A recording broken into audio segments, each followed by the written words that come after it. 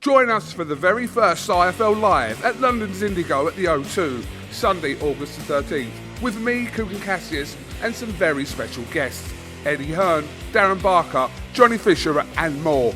Tickets now on sale. So in the words of Eddie Hearn, you get up, you dress up, and you fucking show up. This is Joe Pugh for IFL TV, proudly sponsored by Everlast, here with a winning Hopey price. First of all, mate, how did you find it in there? Pretty easy, to be honest with you. I was just going through the gears, trying to step up through the gears, but not rushing. I did rush a little bit at times, but that's just, like I say, I'm only 10 fights in. It's all part of my development, and obviously a bit of pressure from everyone, from the promoters, from my team, from all the people watching, to try and get this guy out there. And obviously just a little bit of inexperience and me trying too hard, but that's why I'm in these sort of fights at this stage of my career, do you know what I mean?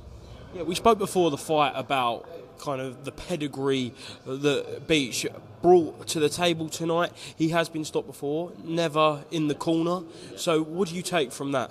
Yeah, for me, he's been stopped before by obviously a couple of good kids, like you say, his previous fight against the British and Commonwealth champion in this new weight division I've just moved up to. For one, I'd done it quicker than everyone else, and for two, I made him quit on the stool, so I would have took him out in the next round if he'd have come out for the next round. But to me, to make someone quit is better than knocking someone out. Anyone can get caught with a shot and get put away, but to actually make someone quit on the stool is a different thing. So I was happy I made him do that. I know you stressed before the fight that you didn't need to move up in weights, but did you feel a lot stronger in there? Does that extra couple of pounds make all the difference? Yeah, I think everyone could see that as well. When I really shut down on my shots and started putting them in spiteful, I think everyone's seen that. I felt a lot better. And like I said, I was cruising in there. I could have gone all day at that pace. It was just finding a balance between when to go and when not to go, and obviously sometimes trying a little bit too hard, then you look a little bit messy, so you try and slow it down a bit, then you're not putting the pressure on enough. So it's just finding that balance, but I believe I'm really developing into elite level fighter, and obviously, like I say, another shiny belt, 3 belts in 11 fights, I ain't doing too bad. It isn't bad at all, mate, and I think Dave, your trainer, has said before the fight that he wants to see you have one more fight after this before you go in for the lights for the British. Is that still the case? Yeah, 100%. He's my trainer, he's my coach, he's my manager. I leave it down to him. I've got full trust and full belief in Dave, and obviously it makes sense. I've been boxing orthodox after orthodox after orthodox. Nathaniel Collins previously boxed. He's boxing Raza Hamza, I believe, in the end of August.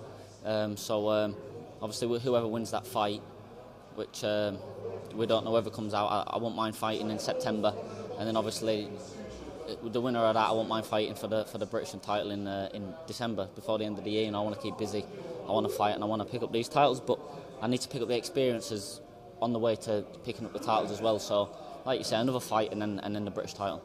Excellent. Hopey, thank you very much for speaking to IFL TV. Congratulations on your win tonight. Is there anything else you'd like to mention? Just a big thank you to everyone who come out supporting me. A big thank you to all my sponsors, to all my team, Matt, Eddie, Dave, my dad and my brothers. And like I said in the press conference, we've done it Gypsy style. Get up.